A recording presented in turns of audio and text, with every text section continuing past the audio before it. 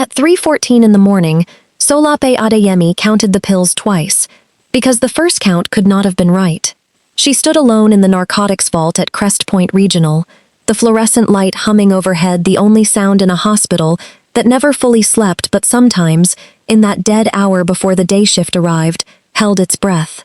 The automated dispensing cabinet blinked green at her, confirming what her eyes refused to believe. 40 milligram oxycodone tablets, count of 60, verified and locked at 11 p.m. Now, at 3:14, the cabinet said 58 remained, and 2 had been logged as administered to a patient in bed 14 who, Sol checked the chart twice, then a third time, had been discharged 9 hours earlier. She should have written it up right then and gone home. That was what 5 years of procedure at Crest Point had trained her to do. Instead, she stood very still in a room built to hold the most dangerous substances in the hospital, and felt something cold settle low in her stomach. The particular chill of a person realizing the ground she's standing on isn't as solid as she believed.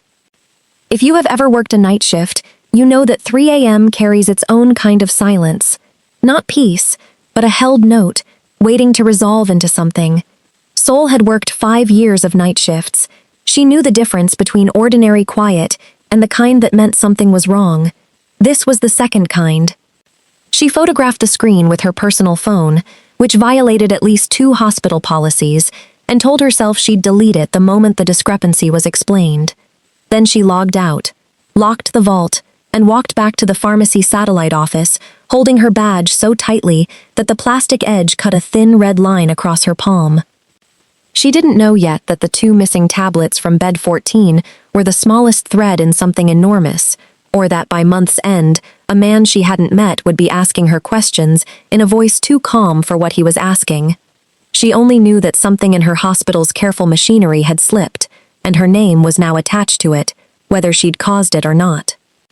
She went home that morning to a small apartment off Old Spanish Trail, where her mother, Yetunde, was sleeping in the back bedroom with an oxygen concentrator humming beside the bed. The quiet machinery of a life Sol had spent 2 years working overtime to keep running. Yetunde had been diagnosed with an aggressive leukemia 14 months earlier. She had responded to nothing conventional. The only thing that had worked, even a little, was a compassionate use protocol offered through the Crest Point Regional Foundation, a program funded, administered, and ultimately controlled by the hospital's chief financial officer, a man named Walton Cole. Sol didn't know that name yet either. She would. Sol had wanted, once, to be a doctor. She'd had the grades for it at Yates High School, the kind a guidance counselor circles twice.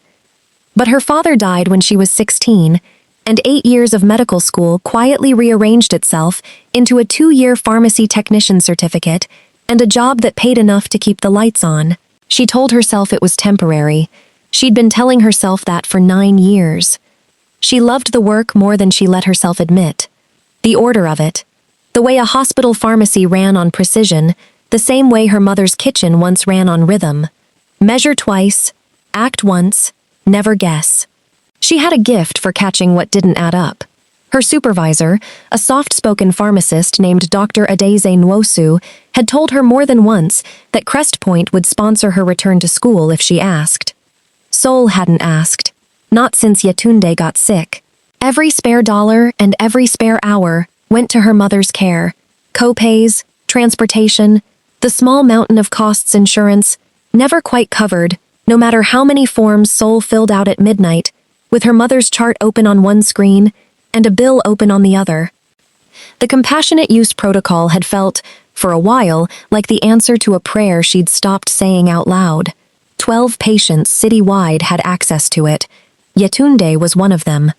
The medication was experimental and expensive beyond any normal family's reach, funded entirely through a foundation grant that Walton Cole's office reviewed every quarter.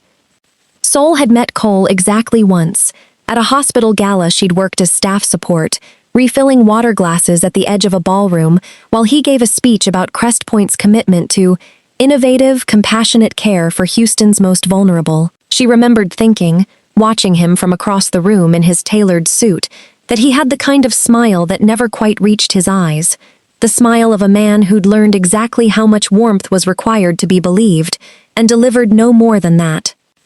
She hadn't thought about him again until 3 weeks after the missing pills, when his name turned up in a place it had no business being.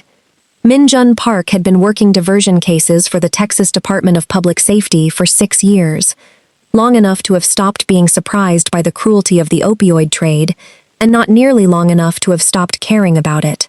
He'd grown up in Spring Branch, in the stretch of strip malls and Korean churches Houston's older residents still called Koreatown. His mother had run a small independent pharmacy on Long Point Road for 22 years, and MJ had spent his childhood afternoons doing homework behind her counter, watching her count pills with the same unhurried precision Sol would one day bring to her own. He'd been assigned to the Crest Point cluster 4 months earlier, a pattern of overdose deaths across southeast Houston, all involving oxycodone, that tested unusually weak on toxicology.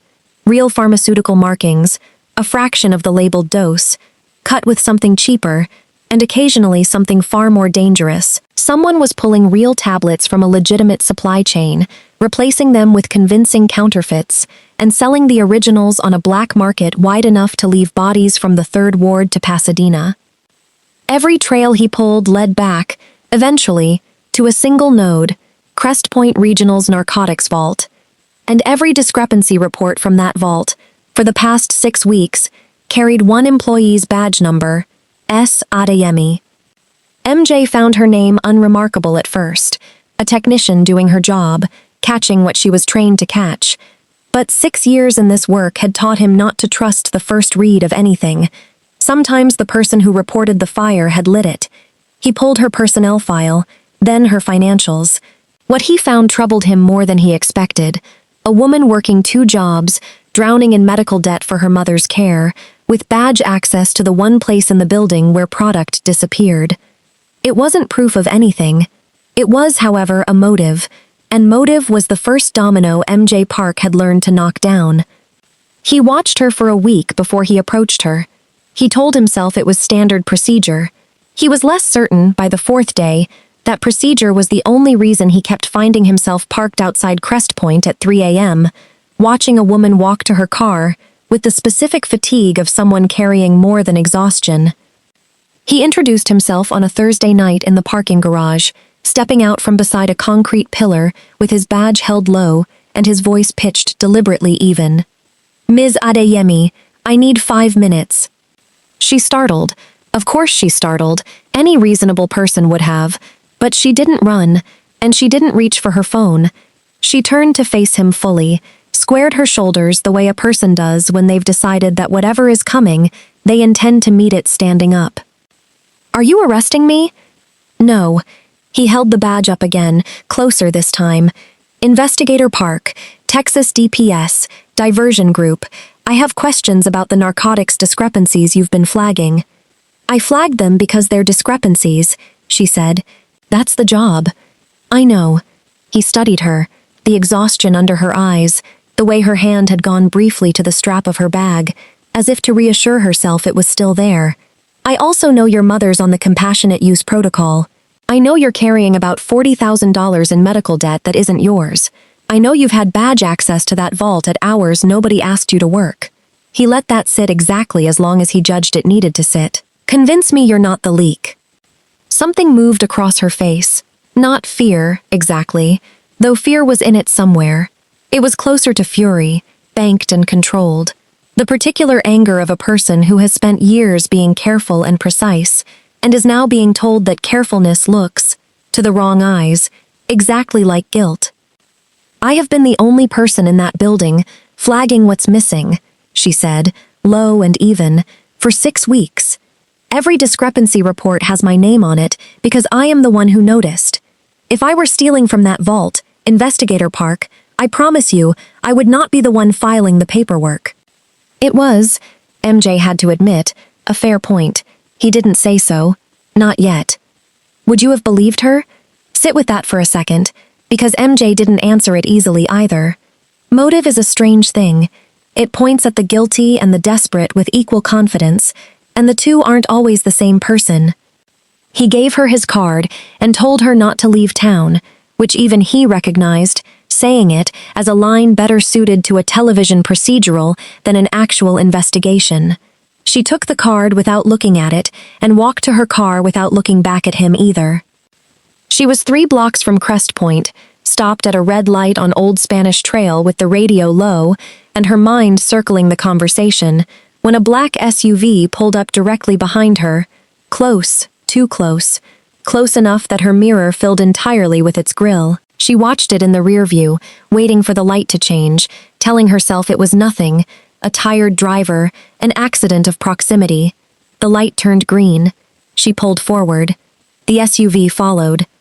It stayed 2 car lengths back through 4 turns that had no reason to be its route as well as hers, and by the 4th turn, a hard right onto a residential street she'd chosen at random, specifically to test what was following her.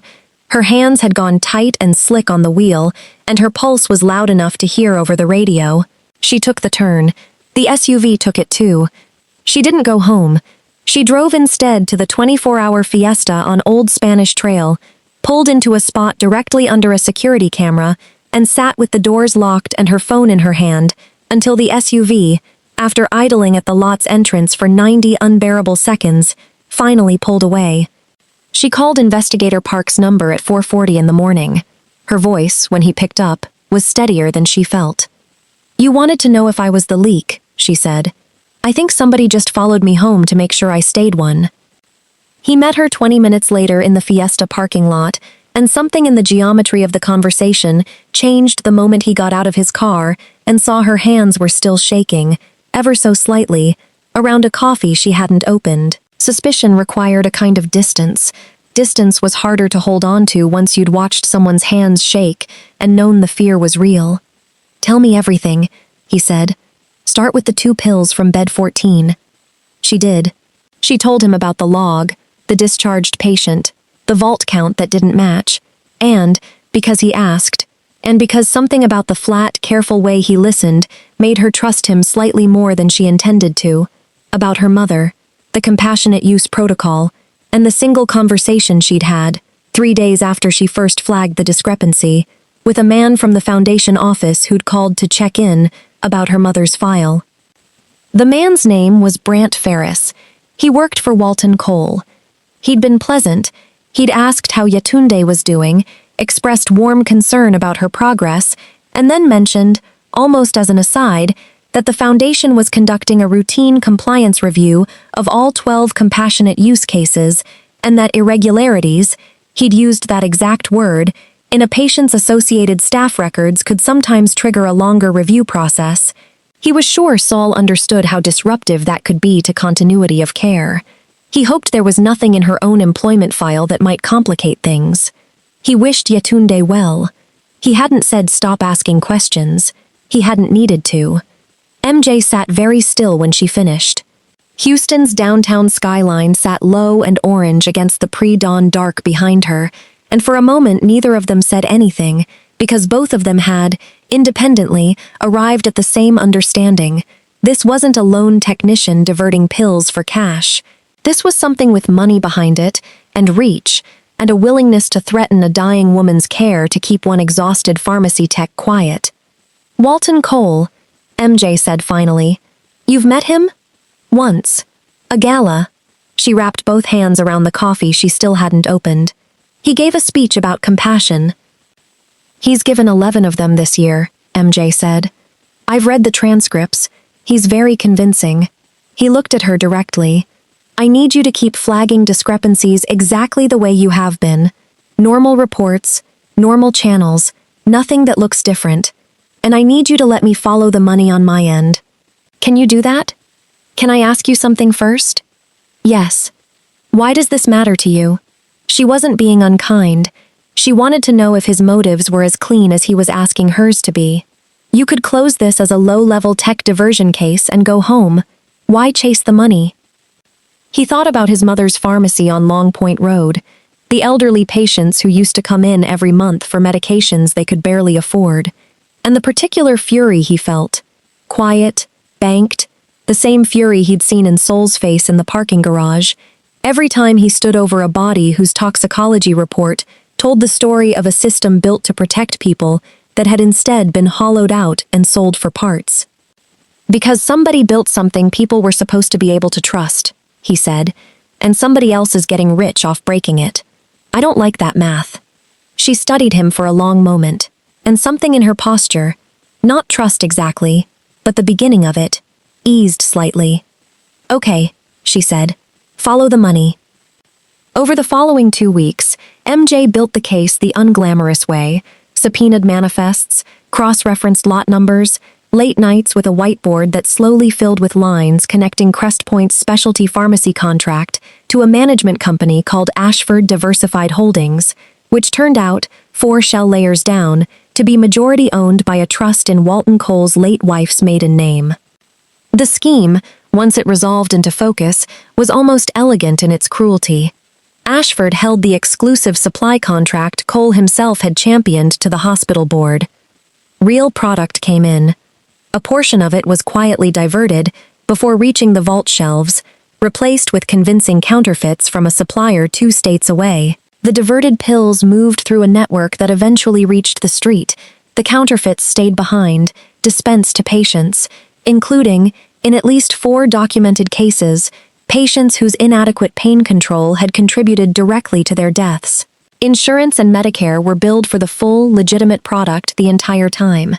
And the Compassionate Use Foundation, the 12-patient program that included Yetunde Adeyemi, served Cole for an entirely different reason. It gave him leverage. Every family in it was desperate, grateful, and one phone call away from believing any inconvenience to their loved one's care was a risk not worth taking. A control mechanism disguised as generosity, MJ thought grimly, and it had worked on every family who'd ever needed it, until it ran into Sol. He didn't tell her all of this at once.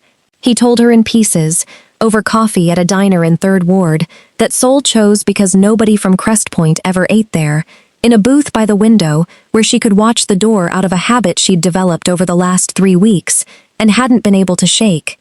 It was during the 2nd week that someone broke into her apartment. She was at work. Yetunde was asleep in the back bedroom with the concentrator humming, a sound she'd slept through for over a year, which meant she didn't wake when the front door lock, a cheap lock, the kind a determined person could defeat with a credit card in 45 seconds, gave way just after midnight. Sol's neighbor Otis, an older man who kept country hours from a lifetime working construction, saw a figure leave through the side gate at 12:20 and thought little of it until he mentioned it to Sol the next afternoon, almost as an aside. She found the apartment undisturbed at first glance. It was only when she opened the drawer where she kept the discrepancy logs she'd been quietly duplicating for MJ that she understood someone had been through it. The papers were there. They simply weren't in the order she'd left them. Her mother had been 15 feet away, asleep, the entire time. Sol called MJ before she called the police, which she'd think about later and understand as the moment she'd stopped treating this as an official process and started treating it as something else, a fight she and MJ were fighting together, with rules only the 2 of them fully understood. He arrived in 11 minutes, checked the window latches and the fire escape, and found, in the alley behind the building, a single cigarette butt that matched 3 others he'd already logged outside Ashford Diversified's offices during surveillance the week before.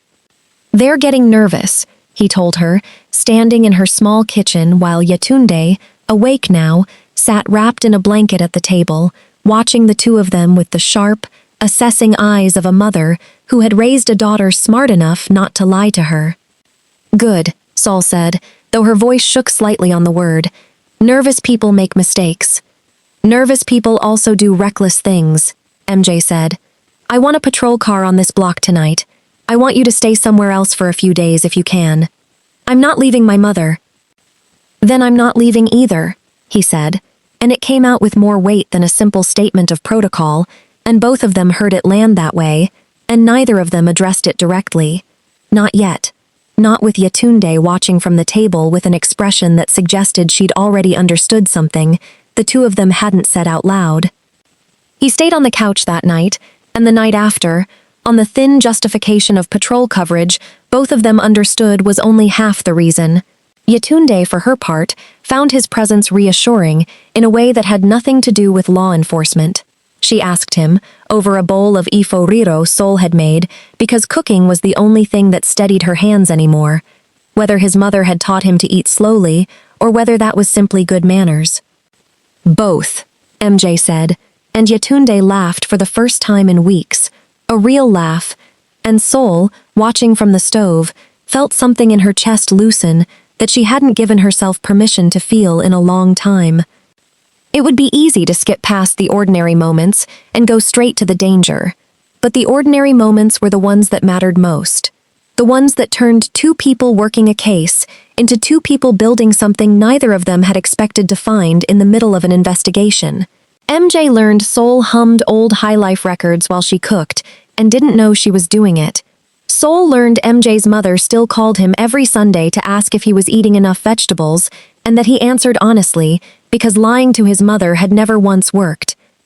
On the fourth night, standing at the sink after Yetunde had gone to bed, Sol turned to find MJ watching her with an expression she recognized, because she'd seen its shadow on her own face in the bathroom mirror that morning. Something unguarded, something that had stopped pretending to be only about the case. "This is a bad time," she said quietly. "For this, whatever this is." "Probably," he agreed. He didn't move away. "I've found the good times rarely announce themselves in advance." She almost smiled. She would have let herself, if the phone on the counter hadn't rung at that exact moment, the caller ID reading Crest Point Regional Foundation, at 11:40 at night, which was itself a kind of answer to a question she hadn't asked yet. It was Walton Cole. Not Brant Ferris this time. Cole himself, his voice warm and unhurried in a way that made the hair on her arms rise. "Ms. Adeyemi, I hope I'm not calling too late." He didn't wait for her to respond. "I wanted to reach out personally. I understand there's been some confusion about the compliance review on your mother's file. I've asked the committee to expedite their decision. I expect we'll have an answer by Friday." A pause, perfectly timed. "I do hope nothing continues to complicate matters in the meantime. It would be a shame for Mrs. Adeyemi's care to become collateral to something that has nothing to do with her." He hung up before she could answer, which she understood, even in the moment, was deliberate. A man who delivered his threats and then removed the option of being questioned about them. She set the phone down very carefully, the way you set down something that might shatter if handled roughly, and looked at MJ. "Friday," she said. "Then we have until Friday," he said, "to make sure it's Cole who's out of options, and not you." They had 4 days. MJ spent them building the strongest circumstantial case Texas law would allow. Manifests, the shell company trail, toxicology reports, and the last 11 seconds of a voicemail Cole had unknowingly left when Sol, on MJ's advice, let the next call ring 1 beat longer and caught it on a recording app. It was enough for a warrant. It was not, his supervisor told him bluntly, enough to guarantee an indictment against a defense team as expensive as Cole's. They needed the physical link, counterfeit tablets in Cole's own possession, tied directly to Ashford's supply chain, before Friday's deadline made the whole question moot. Assistant District Attorney Denise Whitfield, a sharp, deliberate woman who had spent 11 years prosecuting healthcare fraud and carried the particular weariness of someone who'd seen this exact scheme wear a dozen different faces, laid it out plainly in MJ's office on Wednesday night. "I can get a warrant for Ashford's Houston office," she said, "but if their local storage doesn't have the physical product, we're back to circumstantial. I need the pills, Investigator Park. I need them in the same room as Cole's fingerprints, and I need it before Friday." Which was how, on Thursday night, Sol found herself standing in the darkened hallway outside the Crest Point Regional Foundation's administrative suite on the 8th floor, wearing her hospital badge and carrying a legitimate, if unusually timed, reason to be there. A routine after-hours audit request that Dr. Nwosu, read in on just enough of the truth to help without endangering herself, had approved and logged that afternoon. MJ waited in a car in the structure across the street, in constant radio contact with a DPS surveillance team 2 blocks away. It wasn't, strictly, a sanctioned operation. Denise had signed off on the audit request as legal cover, but the specific task Sol had agreed to, locating and photographing counterfeit stock believed to be sitting in Cole's private safe, sat in a gray area that made everyone uneasy.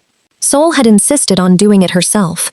She knew the building's after-hours patterns better than anyone MJ could have sent in her place, and she'd refused, in the end, to let this be something that happened to her instead of something she did. Would you have gone in? Ask yourself honestly. It's easy, from a safe distance, to imagine courage. It's much harder to walk down a dark hallway toward the one door you've been told, explicitly, not to open. She reached Cole's office at 11:52 p.m. The lock on the private safe inside, an older model, the kind hospital foundations installed decades ago and never bothered updating, took her 4 minutes with the small toolkit MJ had given her, and 11 minutes of practice in a locksmith's back room that afternoon. Inside, wrapped in what looked, absurdly, like ordinary packing material, sat 6 unmarked bottles of tablets, along with a ledger in handwriting she recognized from 3 months of comparing signatures against discrepancy reports. Walton Cole's own hand, tracking product, dates, and dollar figures, in a code that would not survive 5 minutes of forensic accounting scrutiny. She had her phone raised, photographing the ledger's 3rd page, when the office door opened behind her. Walton Cole stood in the doorway in a topcoat, his expression, for the first time since she'd met him, entirely unguarded. Not the practiced warmth of the gala, not the calm menace of the phone call, but the flat, cold surprise of a man realizing, in real time, that the ground beneath him had shifted. Ms. Adeyemi. His voice had lost its warmth entirely. I think you should put that down. I think, she said, and her own voice surprised her with its steadiness. You should have thought about who you were threatening before you threatened her. He crossed the room faster than she expected for a man his age, reaching for the phone, and she stepped back into the desk, sending the ledger sliding to the floor. For 3 or 4 seconds that felt considerably longer, the room became a small, ugly physical struggle, his hand closing hard around her wrist, her other hand finding the desk phone and knocking it to the floor loud enough, she prayed, to carry through the door into the hallway. The office door slammed open a second time. MJ came through it with his weapon drawn, and his voice pitched into the flat, absolute command of 6 years of exactly this kind of moment. Texas DPS. Hands where I can see them. Now. Cole released her wrist. Whatever calculation ran behind his eyes in that half-second, resistance, denial, the last reflexive instinct of a man who had never once in his life faced consequences that stuck, resolved finally into stillness. He raised his hands. The DPS team was through the door 40 seconds later. Denise Whitfield's warrant, expedited by an emergency judicial call MJ made from the car, covered the seizure of everything in that safe. The ledger, the tablets, and, critically, Cole's fingerprints on both, captured through the simple, undeniable fact of his hand closing around a hospital employee's wrist to stop a lawful audit.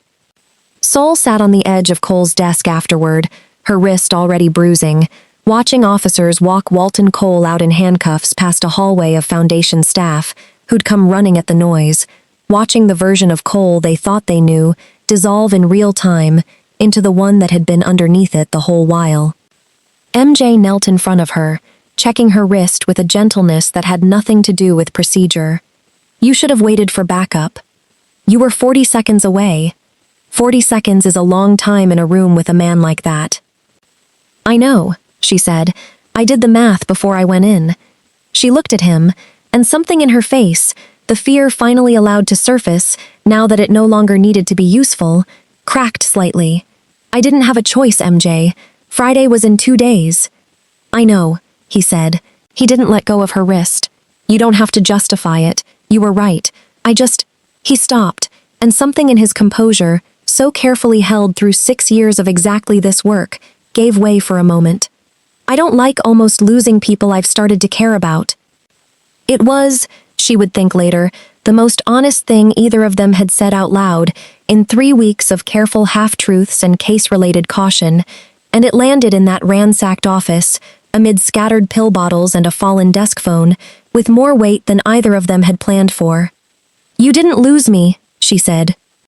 No, he agreed, finally letting go of her wrist to take her hand instead. Gently, deliberately, the gesture of a man choosing something rather than reaching for it out of instinct. I didn't. The case against Walton Cole moved through the Harris County courts over the following 10 months. Ashford Diversified Holdings dissolved under a consent decree before trial. Cole's attorneys negotiated a plea that kept him out of the maximum sentence but not out of prison. 4 years, with restitution orders that emptied a fortune built, in no small part, on the desperation of families like Sol's. The compassionate use protocol didn't die with Cole's arrest. Denise Whitfield, working with a hospital board suddenly eager to distance itself from anything connected to Ashford, helped restructure the foundation under independent oversight. Yetunde Adeyemi kept her place in the program. Her leukemia, 6 months later, was in a fragile but real remission. Not a miracle, her oncologist was careful to say, but the hard-won result of a treatment that had, for once, reached her at full strength. Sol went back to school that fall, on a scholarship the hospital board approved with unusual speed. Dr. Nwosu wrote the recommendation letter herself. Sol didn't in the end become a doctor. She found a different calling entirely, and enrolled instead in a forensic pharmacology program, drawn to the particular kind of justice that lived in catching what didn't add up before it cost someone their life. Beth Callahan, an ICU nurse who had quietly corroborated 3 of Sol's early discrepancy reports, at real professional risk to herself, was promoted to charge nurse the following spring and made a standing joke, every time she saw Sol in the halls, of asking whether anything in the medication cart looked off that week. A year to the week after the night in Cole's office, MJ picked Sol up from her evening class at the University of Houston's pharmacy program, the way he did most Thursdays, and drove them both to Yetunde's apartment for dinner, the way he had every week since the trial ended, because Yetunde had made it clear, in the specific and immovable way of mothers, that his attendance was no longer optional. They ate efforiro and japchae that night. Yetunde had taken, over the past year, to learning MJ's mother's recipes over the phone, the 2 women trading cooking instructions across a language barrier that somehow never seemed to matter, laughing at each other's mispronunciations of ingredients neither of them had grown up with.